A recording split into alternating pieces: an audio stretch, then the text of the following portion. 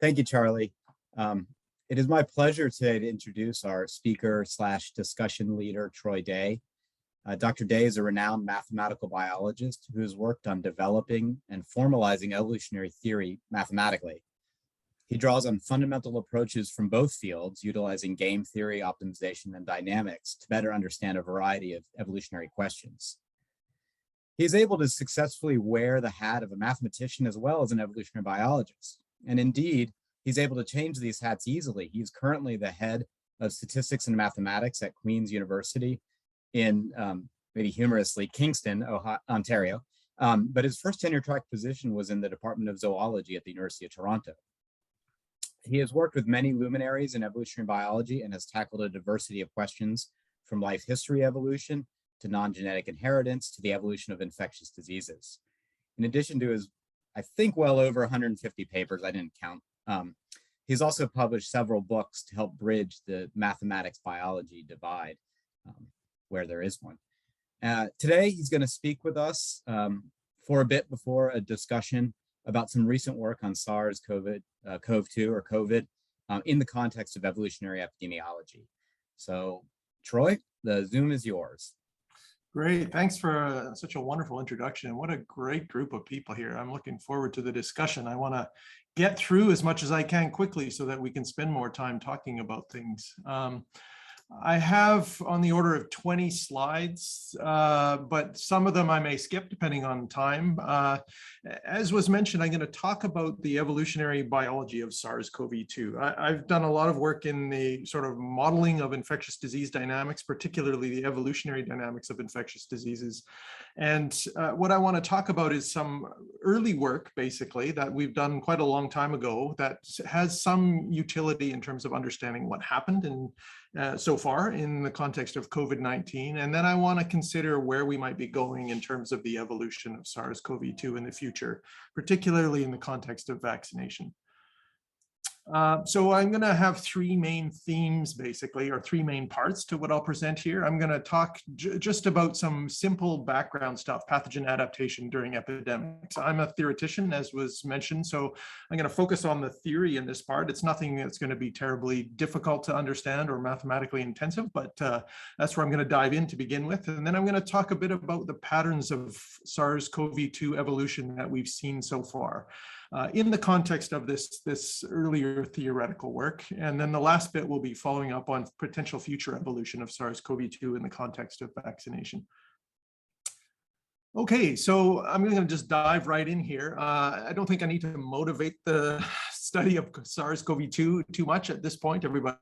I'm going to talk about a very simple model here, basically, to illustrate some important ideas about how we might expect pathogens to evolve in a pandemic setting. So in this simple model, it's a typical kind of infectious disease model where we have divided the population into compartments, basically. We have a compartment of individuals that are susceptible to the disease. We've got an infected compartment, and this is a very simple model. The only other compartment is a recovered compartment. These two different infected compartments are just compartments where individuals are infected with different variants, different strains of the pathogen. And the idea here is to try and understand the evolution of certain characteristics of the infectious disease. And one of the things we've been most interested in is the evolution of the transmission rate, which is this beta here, the flow rate into the infected bin, and the evolution of what we call virulence. The pathogen-induced mortality rate is what we're going to take to be virulence in this analysis. And so you can build a simple mathematical model for how the number or density of individuals in these different bins changes over time. Here's what slide here. And the over bars here are just meant to represent the average. Hey, Troy. Variance in the population. Troy, if I can interrupt for a second. Something's happening with your audio every once in a while. I don't know if microphone's getting covered or something. You just a little bit. Are others hearing that, Meredith? Okay. Yeah, it goes out and gets quiet for a moment and then comes back. Oh, weird. Okay. That's okay for now? Yeah, it sounds good great. right now. So flag me. I was getting some weird messages up on my screen, but flag me down again if it interrupts again. Okay. I just wanted to bring it up in case there was something on your end that was happening, but okay. So I had headphones near here. I moved them further away. Maybe that'll do it. So here's the mathematical model on the bottom of this slide here, and it just captures the flow rates among these different bins. And we're interested in the average level of transmissibility, the average transmission rate, beta bar, and the average mortality rate that's induced by the pathogen, this virulence. And I'm not going to show you a lot of math here to go into the analysis of this, but I want to lay it out for those of you who are familiar with some ideas from quantitative genetics and evolutionary biology. There's a really helpful geometric way to think about what's going on. So the idea here is we're interested in the evolution of the average transmission rate and the average virulence. And if we just look at transmission rate, there are basically two things going on. There's a piece here that is the genetic variance in transmission rate multiplied by the density of susceptible hosts. So this is the selective advantage for having higher transmission rate, and it's proportional to the availability of susceptible hosts. That's going to be important in what I talk about. And the other piece that's going on here is a sort of a negative effect due to any covariance, genetic covariance between the transmission rate and the virulence across the different strains in the population. So it's always bad, in the context of this model at least, to be virulent because you're killing your host and you're shortening the time frame over which you can transmit. And so those two things are trading off against one another through this genetic covariance. You can write it as a matrix equation, and if you just look at the picture on the bottom of the slide here, that's really all you really need to think about. We've got transmission rate on the vertical axis and virulence, pathogen-induced mortality on the horizontal, and these dots are meant to represent different genotypes of the pathogen. Now, this blue dot, I'll use it to signify the mean. There's always, as I said, selection against virulence. So strains that have a lower virulence are always better because they kill their host less and have a greater period over which they can transmit. Strains that have a higher transmission rate are also always better. And the strength of that being better is really high when we're at the start of an outbreak, when the density of susceptible hosts is very large. And that's going to be an important feature in what I'm going to talk about as well. Now, in SARS-CoV-2, we've typically, although there's lots of variation around, we typically have focused in terms of functional genotypes on one or two or three, maybe at most at a time. And so here's an example of that, where we've got some wild type genotype. And here's a new variant like alpha, say, that has a higher transmissibility, but it also imposes a higher mortality rate on the host. And the question is whether or not that will sweep through the population and become the dominant variant. Early in a pandemic, when there's lots of susceptible hosts, this strength of selection, this benefit of moving up here is really, really large. And so because of the high density of susceptible hosts, this variant will tend to spread, even though it's bad in terms of killing its host, it's costing itself in terms of killing its host, but the benefit it gets from higher transmissibility more than outweighs that cost if the density of susceptible hosts is really high. And as we move through into a more endemic phase, then you can sometimes see the pattern of this reversing. Because the density of susceptible hosts goes down, the selective advantage of being more transmissible is reduced. And now in the sort of extreme case, it might even be the case that the variant that's less transmissible, but also induces less mortality, is the one that spreads through the population. So that's all just sort of by way of background, basically. This is sort of a generic model. These principles hold more generally. I want to just quickly say a bit about some work we did that ties these ideas into SARS-CoV-2 in particular. So this was a paper we published we started writing it in April 2020. So just at the very beginning of when the pandemic was starting to take off throughout the world. And we were interested in playing around with a model to sort of use basically ideas like I just showed you to figure out what might happen evolutionarily in the case of COVID-19. So we built a model like the one I showed you, but it has more compartments, just capturing some of the important features we know are relevant for SARS-CoV-2. So there's a category where you're infected but not yet infectious. There's a category where you're infected, you can cause new infections, but you're still not symptomatic, and so on. All the details of this aren't so important. What we wanted to do, though, was then just play around, like I said, and ask, suppose a variant of this sort arose, what's going to happen? Suppose a variant of a different sort arose, what's going to happen? And the thing I'm going to focus on here is what's on the right-hand side. So this is an example, like in the previous slide I showed you, where there's a new variant that appears that's more transmissible, but it also causes more mortality. Again, much like Alpha was the case when it spread in the context of the Wuhan variant. Now, when we did this analysis, this was before we really even knew whether it was possible to control COVID-19, let alone whether there would ever be any relevant evolution in it. So what we did in a simplified way is we imagined maybe what will happen in terms of control is strict lockdowns and then removal of the lockdown completely, and then strict lockdowns again, sort of an on and off kind of thing. Of course, that's not what ended up happening. It was more graded, but in the model, we had this simple on and off structure. And so the gray here is where a strict lockdown is in place, and the white regions are where the lockdown has been lifted. The red here are infected cases. Don't worry so much about that, or the blue curves here. That's the susceptible population. What I want you to focus on is the black curve, which is the frequency of this new variant over time. And you can see that it sweeps to fixation, even though it causes more mortality, because in this case, at least, the benefit it gets from being more transmissible, again, more than outweighs the cost of its increased mortality because of the high abundance of susceptible hosts early on in the pandemic. The other interesting thing you'll notice is during these lockdown periods, the rate of increase of the variant has slowed down. So it's fast here, it slows down, then it speeds up when we remove the lockdown, then it slows down again. And the reason for that is exactly what I showed you in that previous slide. When you lock down, you're effectively reducing the density of susceptible hosts. That reduces the strength of selection for increased transmission, and so that slows the variant down. The other thing to notice is in the time frame we have here, this was maybe, well, quite naive in retrospect now. We are imagining a time frame which seemed extreme at the time of the spread of a variant over the course of more than a year. We know now, of course, that that's happened on the order of months and weeks in some of the more recent variants as well, but the general principles still apply.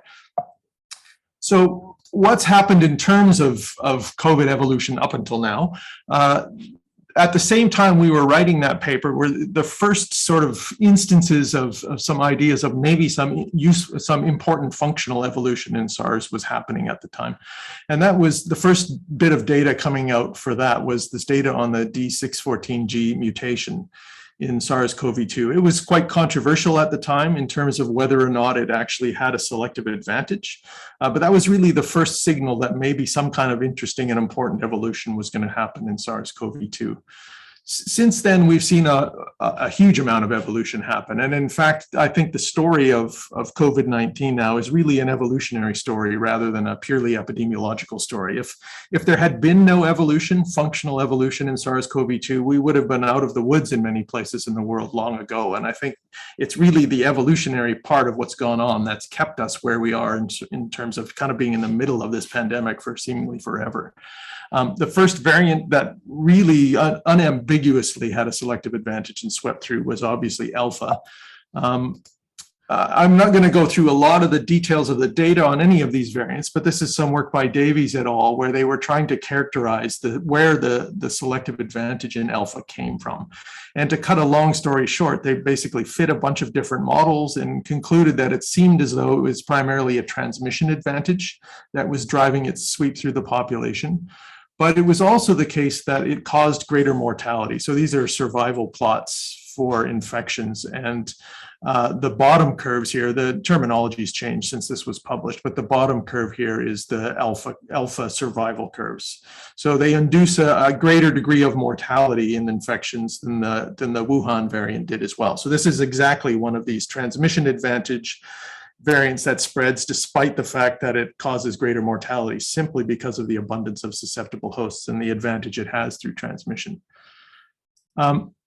If we go back now, so the best data comes from the UK for most of this actually. And so if we go back and think of this plot that I showed you previously, where we saw the slowing down of this variant over the course of the sweep when we were locking things down, we should be able to find a signal for that in the data if what's going on is what we think is going on.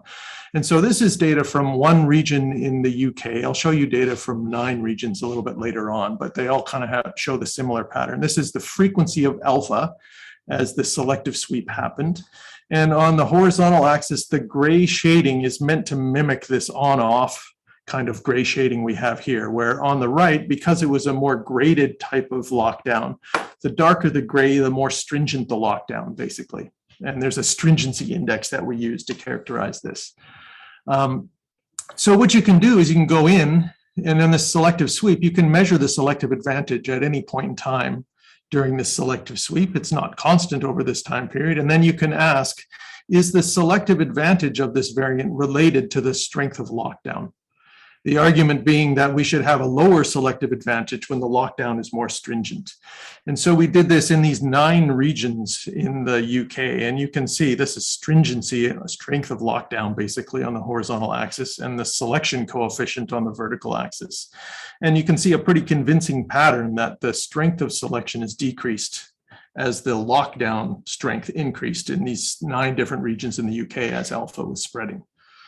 So that's all consistent with the idea that this thing is gaining a selective advantage through this transmission advantage, and it's really importantly related to the density of susceptible hosts that are available at any given time.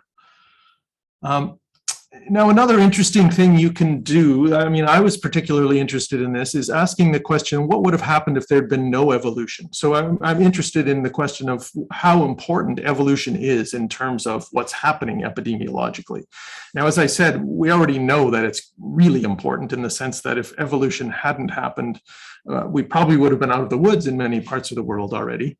But I want to get a more quantitative sense of how important evolution has been. And so another thing you can do is you can take this data from the UK and you can go back and sort of try and remove evolution from what happened. So keep all of the interventions that happened in place in some sense, but remove any evolutionary change.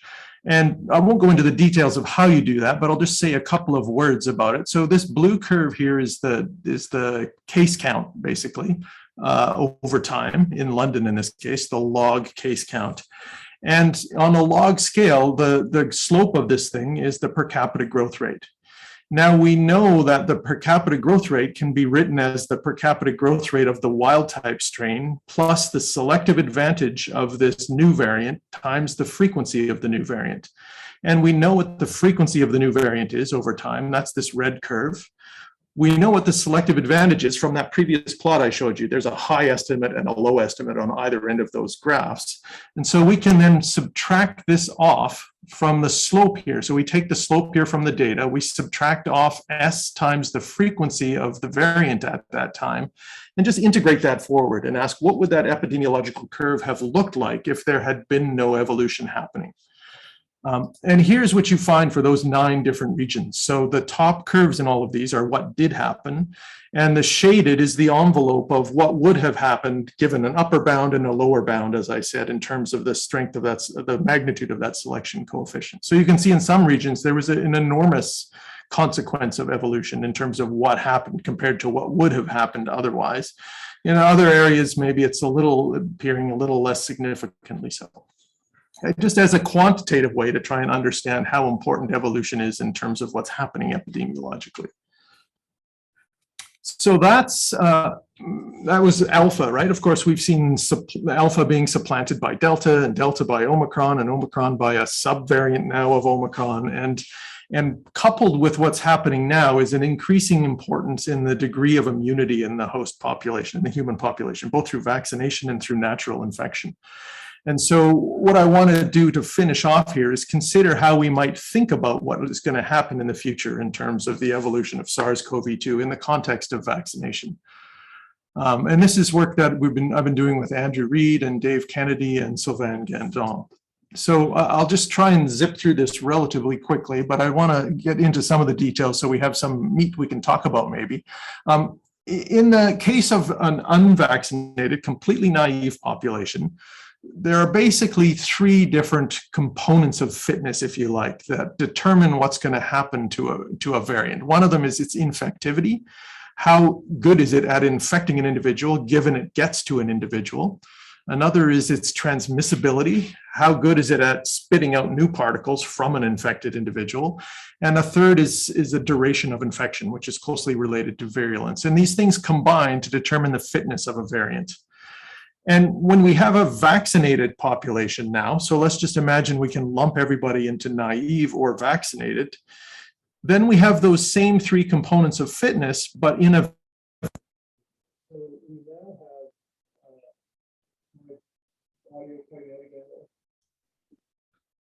Troy, you just cut out again. So we now have 6 components of fitness that we need to think about. Figuring out what's going to improve there. Hey, Troy, can you hear me? Yeah. Yeah, you just Oh, cut out again. I could barely hear what you were saying just for maybe the last like 30 seconds or so. That's really weird. Back now. You're back. Okay. Audio's back now. Yeah. Okay. I was just saying there's Back 6 up. components. There's 6 components of fitness that we need to think about now: infectivity, transmission rate, and infection duration in each of the 2 kinds of hosts. And in vaccinated hosts, there's a whole suite of different mechanisms by which a variant can gain an advantage in vaccinated hosts. And so what we were trying to do is trying to come up with a simple way to conceptualize what might happen evolutionarily in this more complicated situation where we have these 2 different kinds of host types. And I'm going to actually skip over. There are a couple of ways some people do this that I'll maybe come back to later if anyone's interested in it. Basically, what we're trying to do is come up with 2 pieces of information that we can use to categorize variants. And the way we're going to do this is we're going to categorize them by their fitness on a naive host and by their fitness on a vaccinated host, in terms of their ability to transmit among individuals in either a naive host population or a vaccinated host population. And all of these other things that are happening inside a host are different mechanisms by which a variant might gain an advantage in a vaccinated population. And so with those 2 pieces of information, we can categorize variants in a relatively simple way. And so I'm going to show you 4 little plots that are a simple way to categorize variants. So in these plots, this is fitness on the vertical axis and vaccination coverage on the horizontal. But all you really need to think about are the endpoints, the left-hand end and the right-hand end. The red line is a new variant, a mutant. The blue line is a wild type. So the first thing to notice is the vaccine is working, meaning that the wild type has a lower fitness in a vaccinated population than it does in an unvaccinated population. In this particular variant, you'll see that it's better than the wild type in both vaccinated and unvaccinated individuals. So it's uniformly better regardless of the host type. And that's typical of most of the variants we've seen so far in SARS-CoV-2. Another possibility is something that looks like this, though, where now the mutant is less fit in an unvaccinated or naive individual, but more fit in a vaccinated individual. And in this case, we're going to use terminology that's basically from evolutionary ecology, and we're going to refer to the top one as a generalist in the sense that there are 2 different resources, vaccinated and unvaccinated hosts. And it's a generalist in that it does better on both of them. Whereas in this second case here, it's a specialist. The mutant does better on vaccinated hosts at the expense of doing less well on unvaccinated hosts. So that's the first useful categorization. And that categorization is useful because specialists will spread regardless of what we do in terms of vaccination coverage. A variant that's uniformly better will spread, and that's what's happened so far in SARS-CoV-2. It doesn't matter what we do in terms of vaccination. Whereas if we're dealing with specialists, then what we do in terms of vaccination coverage does matter. There's a critical vaccination coverage above which a vaccine adapted or a vaccine specialized variant will spread and below which it won't. So that's the first categorization or first axis of categorization. The other thing then is for each of these, notice that the red line is decreasing in both of them on the right, meaning that the vaccine is suppressing the fitness of the new variant regardless of whether it's a generalist or a specialist. But that needn't be true. And on the right-hand side, we've got the opposite happening. The vaccination is somehow enhancing or facilitating the spread of the variant on the 2 panels on the right. And so we have a vaccination inhibited and a vaccination facilitated categorization as well. And the reason that's important is because if we're in an inhibited situation, if the variants are inhibited, then no matter what happens evolutionarily, using the vaccine is still going to suppress the total spread of infection in the population. Whereas if we're in the right-hand situation, that's not necessarily true anymore. And so it's important in that sense. It's important to know whether or not variants that appear are facilitated in the sense that they spread more readily as a result of the vaccine compared to inhibited, where even though they're spreading, the vaccine is still inhibiting their spread to some degree. And I'll just finish off here by saying, well, now with this categorization, you can lay these out in a plot, in a plane, basically, where on the horizontal axis, we have fitness in vaccinated individuals, and on the vertical, we have fitness in naive individuals. And this dashed diagonal line separates instances where we have vaccination facilitated from vaccination inhibited. Vaccination facilitated is below the diagonal. It has a higher fitness in vaccinated populations than it does in unvaccinated populations. So that's the first distinction, the dark versus the light. And then the specialist versus generalist is relative to the type that's there. So if this is the wild type, anything up here in this light shaded area is a generalist. It's doing better in the naive population, but it's also doing better in the vaccinated population. Whereas anything in this direction is a specialist. It's doing better in the vaccinated population, but less well in the naive population. And so you can lay out, you can imagine now a bunch of variants that might appear, and you can ask what's going to happen evolutionarily. And without going into a lot of details, you can imagine that, over time, it's the variants that are far from the origin, basically, that are going to do better, that have higher fitness in naive people and higher fitness in vaccinated people. And as you move further out here and you get variants that sweep through that are further and further out from the origin, so those will be replacements that are basically generalists replacing the previous one. You'll eventually run out of genetic variation that is uniformly better in both host types. And you'll end up only with genetic variation that is going to result in specialists. So things that spread because they're better in a vaccinated population, even though they are less fit in an unvaccinated population. It's sort of this idea of a fitness set, if you're familiar with that from evolutionary ecology, where you basically get pushed out to the boundary of this fitness set. And at that point, there's nothing but a trade-off left in terms of whether you're fit in one host versus the other. I'll just maybe finish up. I keep saying I'm going to finish up, but then I don't finish up. I have a couple more slides I guess I can go through just to set the stage for some discussion maybe. So this is some nice work by Andrew and Dave again, talking about whether we'd expect to see evolution against vaccines in the first place. So in other words, if we compare, and what they did is they compared the extent to which evolution has occurred as a result of vaccines compared with evolution as a result of treatments like drug treatment, for example. And the long and the short of it is that it seems as though evolution in response to vaccines or escape from vaccines is relatively rare compared to escape from things like drug treatment.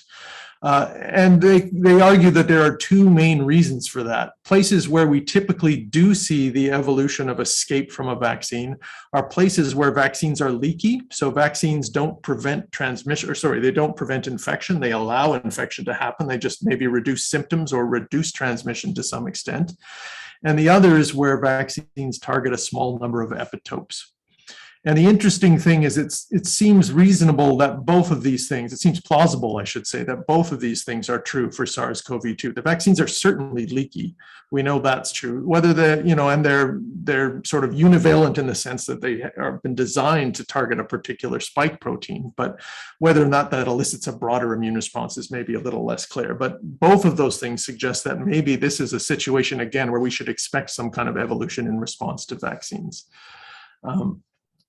You can quickly go through the data. So this is in this preprint that we've posted on archive here. You can go through data from other pathogens and ask what's happened in the instances where evolution has occurred. What's happened in terms of our little scheme there of vaccine inhibited, enhanced, and specialist versus generalist. And without going through the details of all of these, the general pattern seems to be like I suggested, where there's a tendency to go from generalists to specialists over time evolutionarily. If you look at the different instances where we have some evidence for evolution and replacement of different genotypes. But it's really not so easy, maybe not even possible, to say much about whether we'd expect the evolution of or the appearance and spread of variants that are vaccination facilitated versus inhibited. Most things we've seen so far in the data are inhibited, but there are a few instances where facilitation has happened, and probably most notably is, again, Andrew's work here on Merrick's disease virus. And we can maybe talk about that if people are interested in, because I think there's a plausible scenario where something like that might happen in COVID as well. The short version of the story for marriage, for those who aren't familiar with it, is that vaccination is an infectious disease of chickens in chicken farms. And vaccination has, it's not stopped transmission, but it's reduced the mortality due to infection. And as a result of that, strains that previously would have killed the host too quickly, and so been unable to spread because they wouldn't have been able to transmit before they killed their host, they're now able to spread because the vaccine allows the host to live long enough to spread those variants. And so that's exactly a situation where the presence of the vaccine allows for the spread of a variant that otherwise wouldn't have been able to spread. So it's a vaccine facilitated variant in that sense. And although it's nothing completely analogous to that seems reasonable for SARS-CoV-2, I think there are some sort of similarities between that and other things that are happening in SARS that we might think about that as a realistic scenario. And I'll finish here. So this is, again, all of the data we have so far for the big classes of variants in SARS-CoV-2 put on that kind of plot that I talked about with the fitness in the two different host types. So the original wild type from Wuhan, Alpha, Delta, and then when we did this, there's still some uncertainty about where Omicron is. And here's two different point estimates for Omicron from data in France and Canada. You can see in all of these instances, there's been this stepwise move from, the origin basically outwards. And so in each instance, these have been variants that have swept through the population because they've been generalists. Well, they are generalists. Maybe saying because they're generalists isn't quite true, but they are each generalists. They do better in both host types. And so at some point here, if our argument is true, we should eventually expect to see variants coming by that spread and are better in vaccinated hosts, but do less well in naive populations. We haven't seen that yet, but if the sort of theory and what we see in the other empirical examples of pathogens holds true, we'd expect to see that at some point, probably in the not too distant future as well. All right, so I'm going to stop there and just acknowledge a bunch of people who were involved in this. So Sylvain and Seb and Sally were involved in writing that initial paper that I talked about in terms of what we might expect to happen evolutionarily with SARS-CoV-2 back in 2020. And then Andrew and Dave and Sylvain and I have been working on this stuff that's related to evolution in the future in response to vaccination. I'll just put up a list of questions. I'm sure everybody has their own questions. There's no need to focus on mine, but there are some open questions, I think, that are interesting to consider if nobody has anything else that they want to discuss. And I'll stop there. Thanks. Okay. Thank you, Troy. That was fantastic. Yeah, should we let's leave this slide up for a little while and open it up for questions. Meredith, do you want to call on some people for questions? I know you've been talking to some of the people in the chat about whether they want to ask their questions. Yeah, absolutely. And for those of you, if you posted questions in the chat, do feel free to raise your hand as well. We tend to prioritize people that ask questions verbally just because it's a little more engaging. But we will get to those questions in the chat if we can. But first, we'll go to Madeline Peters. Madeline, you can unmute yourself and go ahead. Great, thank you. Thanks for the interesting talk, Troy. I don't think we've never met, but I'm one of Nicole's PhD students. Nice to meet you. Nice to meet you virtually. So my question, I'll just kind of read it out so I don't get my words jumbled, but I'm curious about a focus on mean transmission probability as opposed to variance in transmission probability across hosts, because I can imagine because there's so much heterogeneity in the environment in terms of lockdowns, even within smaller geographic regions, population density, et cetera, that it could be beneficial to even just stochastically play a number of different strategies. And we also hear a lot about, for example, in Toronto, about the importance of super spreader events in transmission, for which variance in transmission probability seems to be important. So is it worth talking more about variance in transmission probability and the potential for this variance to evolve? Yeah, it's an interesting question. I'm not sure. So certainly at the very beginning stages of a pandemic, when it's not yet taken off, or even at the very beginning stages of the spread of a variant where the variant has not yet taken off, there's a large amount of stochasticity that plays a role in terms of whether it will take off or not. And one of the big drivers about whether or not that happens is not just the mean, and you probably know this, not just the mean transmissibility of it, but we sort of think of a distribution of number of new infections that an infected individual causes.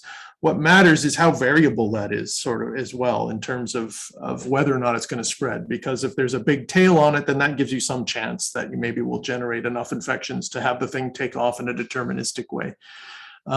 So certainly early on in the spread of the disease in general, or a variant, that would be important. Later on, I haven't really given that much thought, to tell you the truth. It's you're imagining strategies that somehow are bet hedging or something like that, I suppose. Are you, where they're maybe lying low in instances where there's not enough transmission opportunity or something? Is that the sort of idea you had in mind? I guess not really so much as thinking about explicitly bet hedging, but sort of that it would work out that way, in which if there's enough sort of just random variation, the probability of infection, that this could just happen to be something that's beneficial. Right.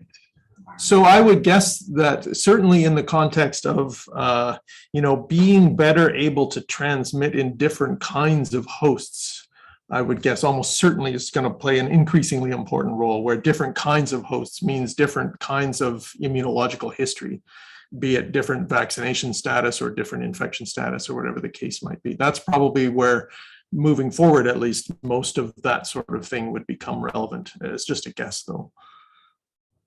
Thank you. Sure. Great, thanks so much. Next, we'll hear from Stephen Stearns. Steve, you can go ahead with your question. Can you hear me okay? I can, yeah. Hi, Steve. Hey, Troy. By the way, I got my 4th shot yesterday. Nice. Okay, I have basically 2 questions, and they are inspired by the picture that you painted of the variants moving out to the boundary of the fitness set. So the first question is, do you think this is a general explanation for the sort of pre-evolution that leads in the end to a virulence transmission trade-off? Yes, I do. I mean, in a different, so the plot being different, though, you mean? So the plot being transmission and virulence. Yeah, absolutely, I do. So, and in the case of SARS-CoV-2, my feeling is that's exactly what's happened. There's a variant that's both more transmissible and more virulent. It's not a trade-off yet because we're still moving out to the edge of that fitness set, but at some point we'll probably reach some kind of boundary, in quotes, yeah.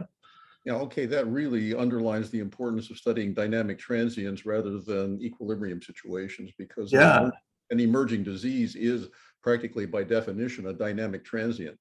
Absolutely, yeah. Couldn't agree more.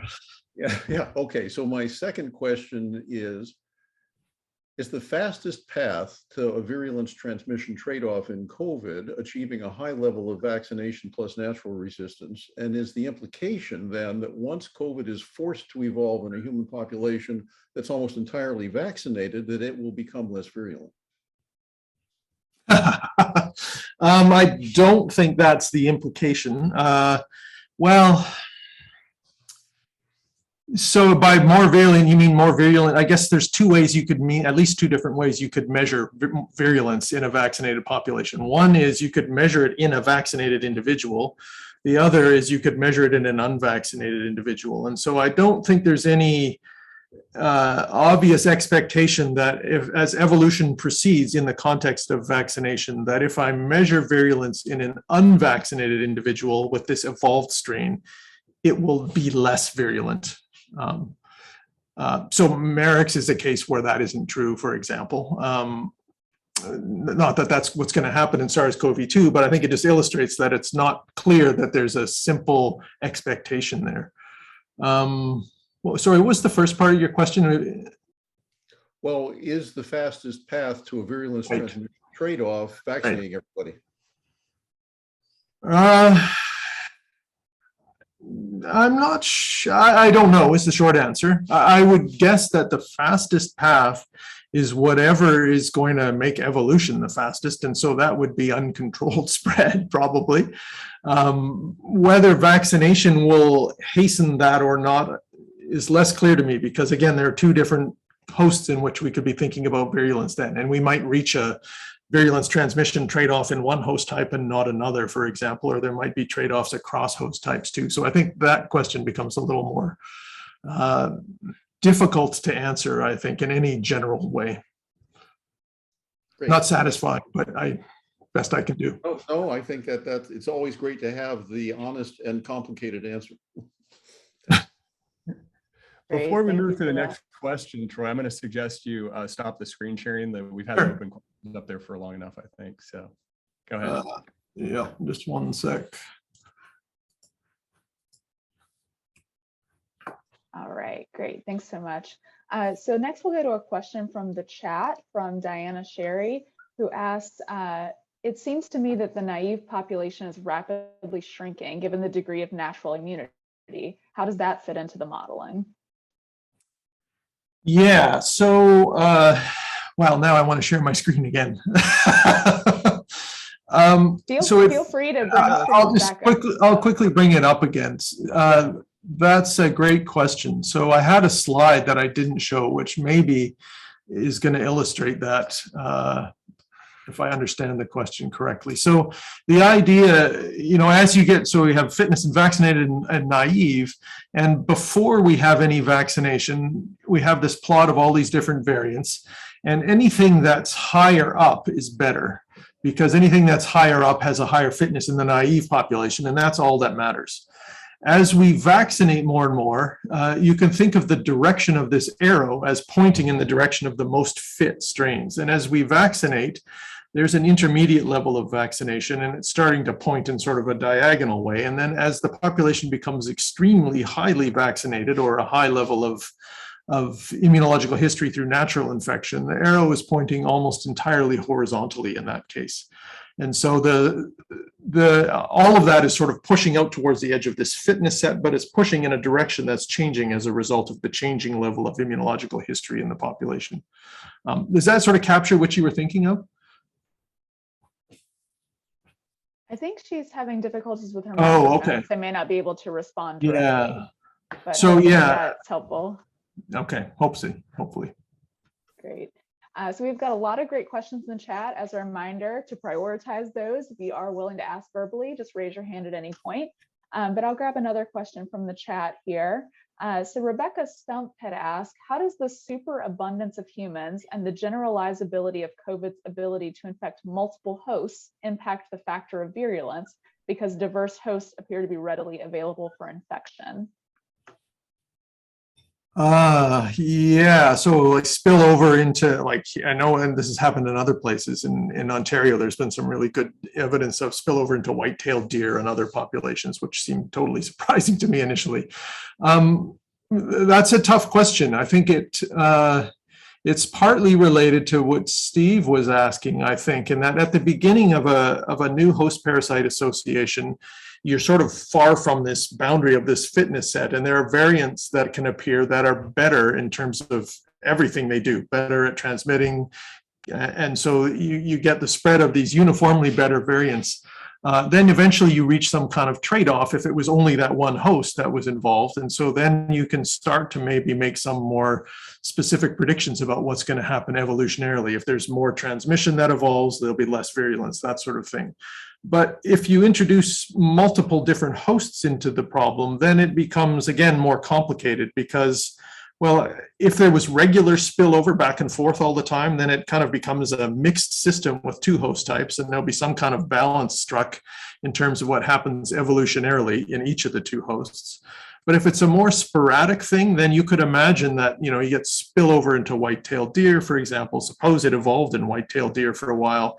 If it's there for a while and then it comes back, it's almost like a new host parasite association again. And so I think you could potentially undergo this whole transient process again. And so it becomes much more complicated in that context too, I think, to be able to say much about what we'd expect to happen for virulence evolution.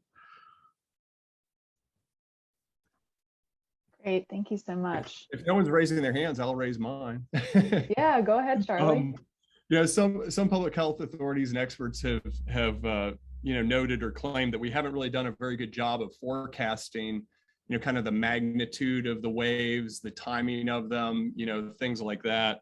For example, I think I saw Michael Osterholm was was quoted in that regard in a recent New York Times article. I'm just wondering if you agree with that.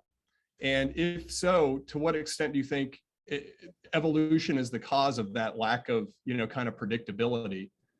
And of course, how can we overcome that if that's the case? How can we incorporate that more rigorously into these predictions? Oh, I can't hear you, Troy. Okay, I couldn't hear the last bit of what you said either. I got the first bit up to Osterholm. Yeah, I mean, people have made this claim. I was wondering if you agree with that, and if so, to what extent, if you do agree with it, do you think that it's basically that a lot of these models are not accounting for evolution, or are there other factors that make it just hard to predict the dynamics of these waves that we've seen? And how can we improve that as well?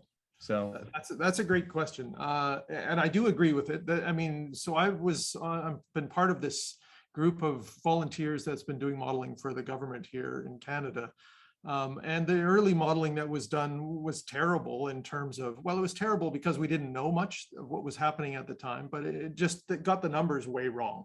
And that's often been the case throughout the pandemic, I think, by modelers in a bunch of different places. But one of the things that I found that was really interesting and maybe obvious in retrospect, though, is even though the epidemiological dynamics have been very hard to predict, and I think that's because there's just so much stuff changing, in terms of control measures and people's behavior and that, the evolutionary side of things in terms of predicting the selective sweep has been extremely easy.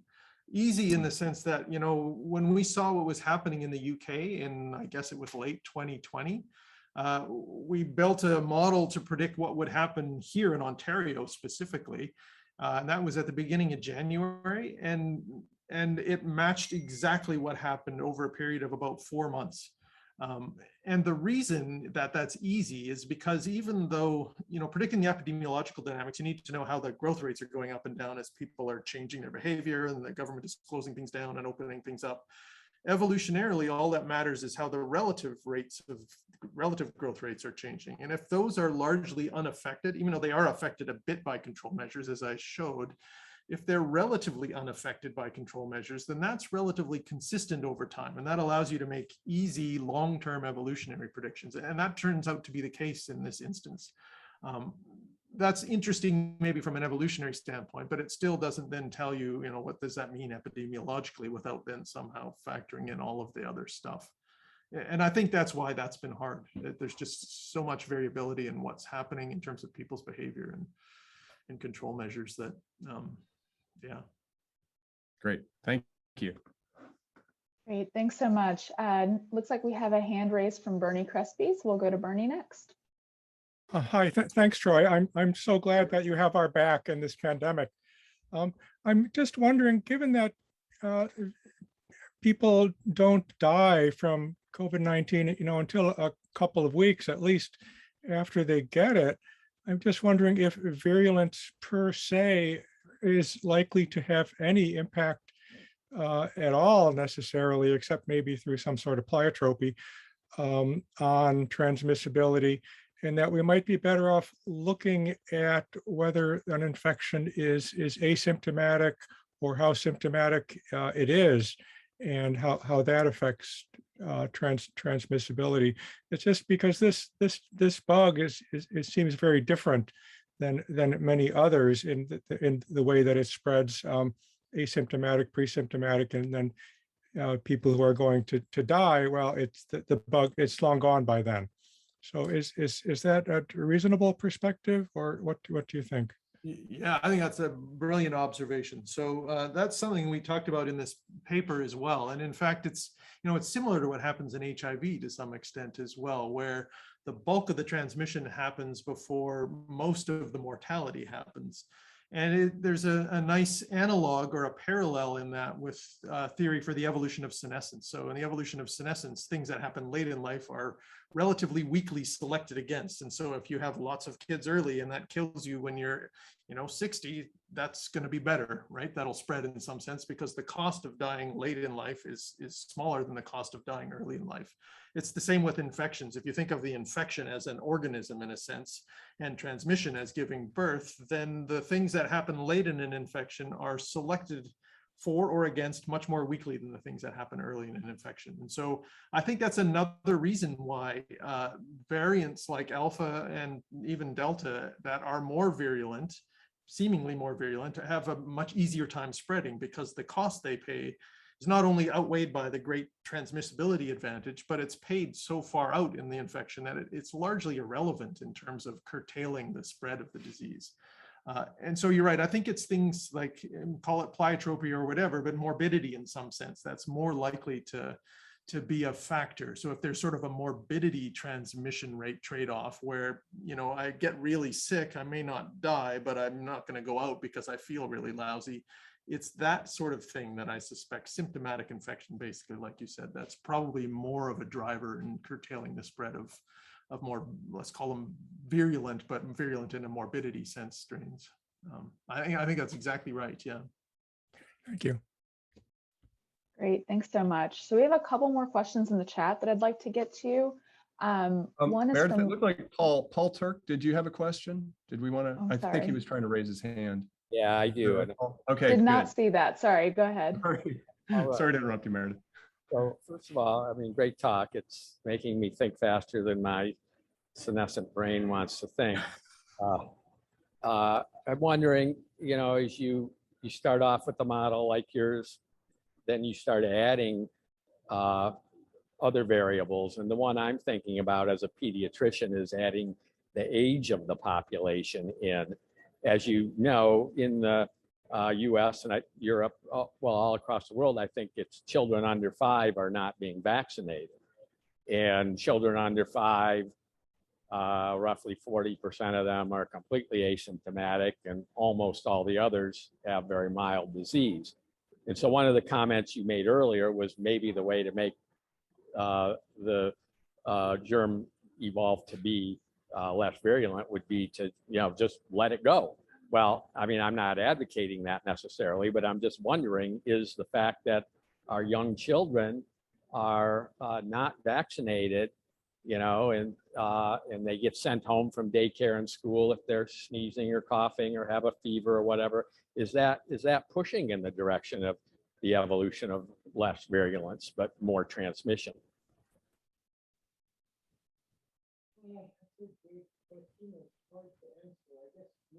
Sorry, I can't hear you. We can't hear you Sorry, again. Troy, your audio cut out again. It's still out. Unvaccinated individuals. So there's my sound again. Yep, you're good now. Good now. It seems quite plausible that in a situation like you described, where there's a large chunk of the population that is unvaccinated and so has a high level of infection, and it's juxtaposed to a population that has a high level of vaccination, that seems like a very bad situation from the standpoint of the evolution of variants that are good at escaping immunity, or anything else really, greater transmissibility. And the reason is that you kind of need two things to happen. You need to have strong selection for a variant like that to sweep through the population, and you need to have lots of mutation for it to appear in the first place. So you need a population that has a lot of infection going on to have a high mutation rate. And then you need strong selection, which is the vaccinated population next to it. And so it seems like that's exactly the wrong place you want to be in terms of, you know, heightening the chance that some kind of variant, at least in the context of vaccine escape, is going to come up and spread. In terms of virulence, virulence is obviously it's something that everybody wants to know about because it's important in terms of, you know, individual health for sure. When you get infected, it's very hard to make very definitive statements about virulence, though, because other than to say that it's always selected against, but when it seems to evolve, or it's always selected against in situations like this, at least, when it seems to evolve, it's because it's somehow pleiotropically related to something else. And that pleiotropy is usually a sporadic, kind of unpredictable thing. And so it's really hard to make predictions about it, as compared to making predictions about fitness itself or growth rate or that sort of thing, for example. Great, thanks so much. We're getting near to the top of the hour, so we'll get one final question in, which I think a lot of us are thinking about as we consider another round of boosters coming up. This question's from Lu Yang Wang, who asks, since the new mutant strains evolve and spread so fast, how long will the vaccine that was developed against the wild type protect us, or how fast does the vaccine lose its power or its efficacy? A great question that I am not a person that is in a position to be able to answer that. I mean, it will, all I would say is, you know, that plot I showed where there's vaccinated and naive, that's a single axis of vaccination there. So that's a single kind of vaccine, and it's usually like a particular dosing schedule of vaccine is how we're thinking of that as well. As things, you know, as the vaccination coverage gets higher and higher and these repeated doses happen, certainly variants that can get around that are going to have an advantage. At some point, I imagine we're going to need to revisit the composition of the vaccine, but when that is, I couldn't say. Okay. Great, thanks so much. Thank you. We should wrap things up. Troy, that was a fantastic talk. Thank you so much. Thanks, everyone. And Michael Reiskin, did you have any final words you wanted to share?